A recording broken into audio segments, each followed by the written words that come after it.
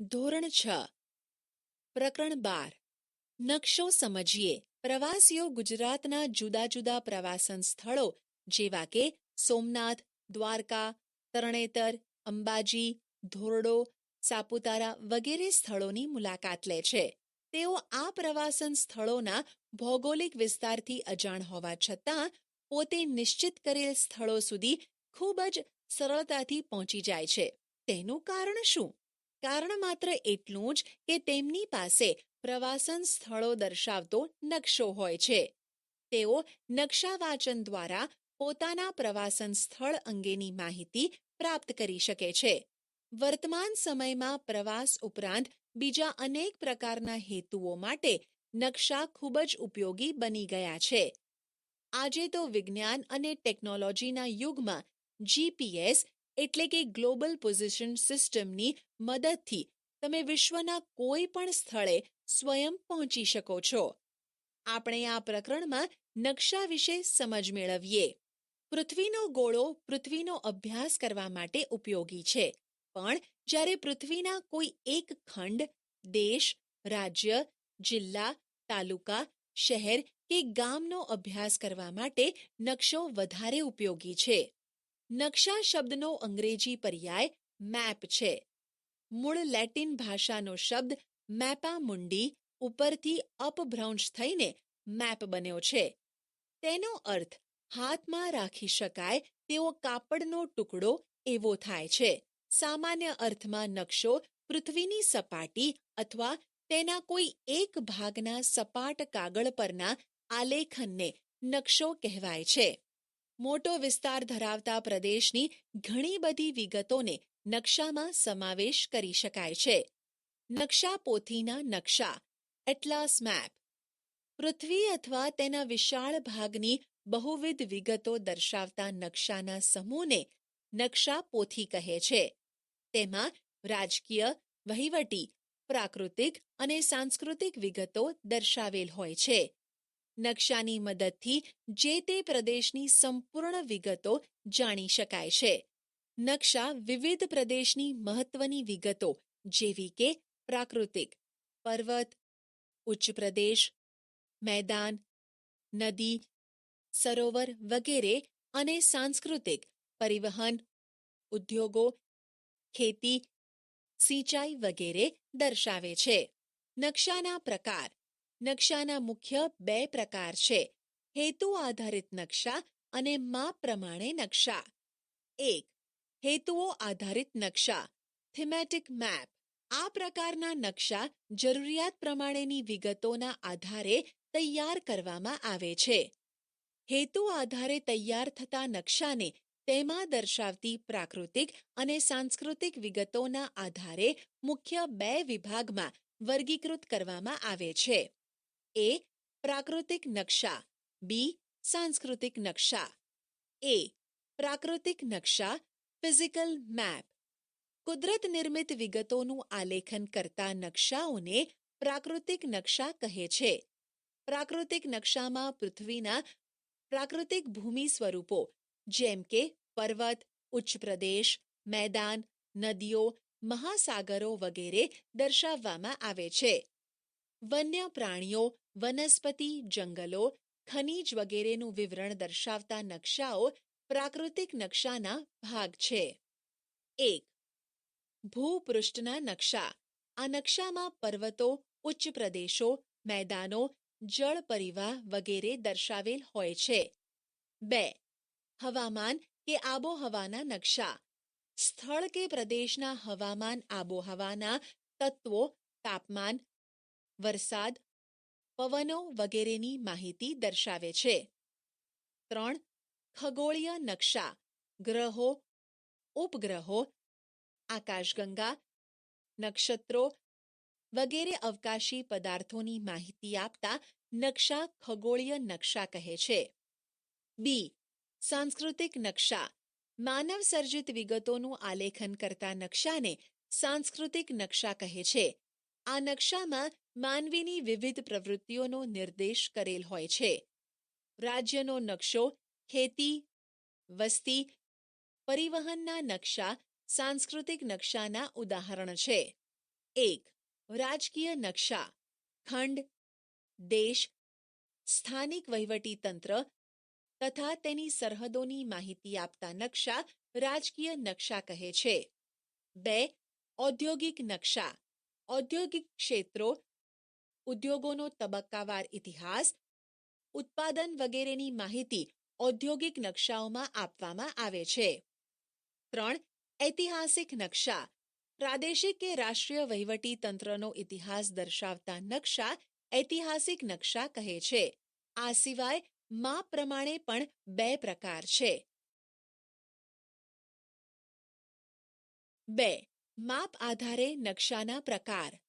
સામાન્ય રીતે એક નકશાનું પ્રમાણ માપ 1 સેન્ટીમીટર જેમ કે 50 કિલોમીટર કરતાં ઓછું હોય તો તેને મોટા માપના નકશા કહે છે. અહીં નકશામાં 1 સેન્ટીમીટર બરાબર 50 કિલોમીટર પૃથ્વી પર વાસ્તવિક અંતર દર્શાવે છે. મોટા માપના નકશામાં વિગતો વધારે દર્શાવેલ હોય છે, જેમ કે તાલુકા, શહેર કે ગામના નકશા મોટા માપના નકશાના ઉદાહરણ છે. નાના માપના નકશામાં પૃથ્વી સપાટીનો વિશાળ વિસ્તાર દર્શાવવામાં આવે છે, જેમ કે જુદા જુદા ખંડ કે દેશના નકશાને નાના માપના નકશા કહે છે. વિશ્વનો નકશો, દેશના નકશા, નકશાપોથીના નકશા. નાના માપના નકશાના 4 પ્રકાર છે. 1, એટલાસ. 2, કેડેસ્ટ્રલ. 3, સ્થળ વર્ણન. 4, ભીંત નકશા. નીચે આપેલ કોષ્ટકમાં તમારી શાળામાં ઉપલબ્ધ નકશાઓની યાદી તૈયાર કરો. નકશાઓમાં કઈ વિગત દર્શાવેલી છે તેની નોંધ કરો. નીચે આપેલ નકશાઓનું અવલોકન કરી તેના પ્રકારની નોંધ કરો. આટલું જાણો. ભારતમાં નકશાઓ બનાવતી મુખ્ય 3 સંસ્થાઓ છે. NATMO, national atlas thematic map organisation. આ સંસ્થા કોલકાતામાં આવેલી છે. તે વિતરણ દર્શાવતા નકશાઓનું નિર્માણ કરે છે. NRSA, national remote sensing agency. આ સંસ્થા હૈદરાબાદમાં આવેલી છે. તે ઇસરો દ્વારા અવકાશમાં સ્થાપિત ઉપગ્રહ દ્વારા લેવાયેલ તસવીરથી નકશાઓ તૈયાર કરે છે. Survey of India. આ સંસ્થા દહેરાદૂન ખાતે આવેલી છે. આ સંસ્થા નકશા નિર્માણ અને તેના ઉપયોગ માટેની મંજૂરી આપે છે. આપણા પાઠ્યપુસ્તકના નકશા આ સંસ્થા દ્વારા પ્રમાણિત કરેલ છે. નકશાના અંગો. નકશાના મુખ્ય 3 અંગો છે. આ 3 અંગ દિશા, પ્રમાણમાપ અને રૂઢ સંજ્ઞાઓ છે. દિશા, ડિરેક્શન. સામાન્ય રીતે તમે નકશામાં અવલોકન કરો છો ત્યારે તમે ચિહ્ન જુઓ છો. આ તીરનું નિશાન ઉત્તર દિશાનો સંકેત કરે છે. જ્યારે તમને ઉત્તર દિશાનું જ્ઞાન હોય તો અન્ય બીજી દિશાઓ પણ નક્કી કરી શકો છો. તમે ઉગતા સૂર્ય સામે મુખ રાખીને ઊભા રહો તો તમારો ડાબો હાથ ઉત્તર દિશા બાજુ અને જમણો હાથ દક્ષિણ દિશા બાજુ આવશે. તમે ઉગતા સૂર્ય સામે ઊભા છો તે તમારી પૂર્વ દિશા છે અને પીઠ બાજુની પશ્ચિમ દિશા છે. ઉપરયુક્ત આકૃતિ 12.5માં 4 મુખ્ય દિશાઓ દર્શાવેલ છે, જ્યારે અન્ય 4 મધ્યવર્તી દિશાઓ છે. ઉત્તર પૂર્વને ઈશાન, દક્ષિણ પૂર્વને અગ્નિ, દક્ષિણ પશ્ચિમને નૈઋત્ય અને ઉત્તર પશ્ચિમને વાયવ્ય દિશા કહે છે. દિશાઓ અને મધ્યવર્તી દિશાઓની મદદથી નકશામાં કોઈ પણ સ્થળ શોધી શકાય છે. આકૃતિના આધારે નીચેના પ્રશ્નોના જવાબ લખો. 1, મંદિરની દિશા. 2, પોસ્ટ ઓફિસથી કૂવાની દિશા. 3, તળાવથી પાણીની ટાંકીની દિશા. 4, ખેતરથી પોસ્ટ ઓફિસની દિશા. 1, મંદિરની દિશા પૂર્વ છે, એટલે કે મંદિર પૂર્વ દિશામાં છે. 2, પોસ્ટ ઓફિસથી કૂવાની દિશા પશ્ચિમ દિશા છે. 3, તળાવથી પાણીની ટાંકીની દિશા પૂર્વ દિશા છે. 4, ખેતરથી પોસ્ટ ઓફિસની દિશા પૂર્વ દિશા છે. સાચો જવાબ પસંદ કરી યોગ્ય જગ્યાએ ડ્રેગ એન્ડ ડ્રોપ કરો. આટલું જાણો. હોકાયંત્ર. ચુંબકના ગુણધર્મને આધારે વિકસાવવામાં આવેલ સાધનને હોકાયંત્ર કહે છે. હોકાયંત્ર કાચથી ઢંકાયેલું બોક્સની અંદર એક ચુંબકીય સોય ધરી પર રાખેલી હોય છે, જે મુક્ત રીતે ફરી શકે છે.